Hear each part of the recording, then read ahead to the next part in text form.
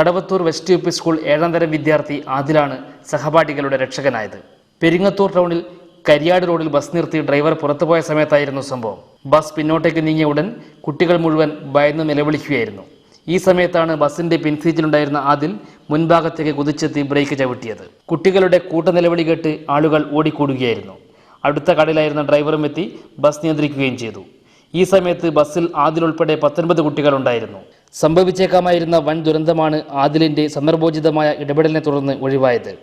പെരിങ്ങത്തൂർ ഒരു കയറ്റത്തിൽ വണ്ടി നിർത്തിയപ്പോൾ ഡ്രൈവർ എവിടെയോ പോയപ്പോൾ വണ്ടി ചെറുങ്ങനെ ബാക്കോട്ടേക്ക് നീങ്ങിയപ്പോൾ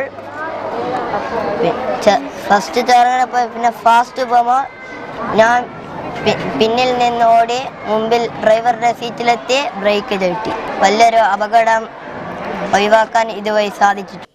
അണിയാരത്തെ കല്ലുങ്കൽ റഷീദ് റബീബ ദമ്പതികളുടെ മകനാണ് ഈ കൊച്ചുമിടുക്കൻ. Kadavathur west U P school PTA നേതൃത്വത്തിൽ ആദിലിനെ അനുമോദിച്ചു. തൃപ്പങ്ങോട്ടൂർ പഞ്ചായത്ത് പ്രസിഡന്റ് കാട്ടൂർ മഹമ്മൂദ് PTA ഉപഹാരം ആദിലിന് സമ്മാനിച്ചു. PTA പ്രസിഡന്റ് M ഗഫൂർ അധ്യക്ഷനായി. KM Moidu, AP Shameer, KM Sulaikha, Arakkal Ahmed, school leader Muhammad Nabeel തുടങ്ങിയവർ പ്രസംഗിച്ചു.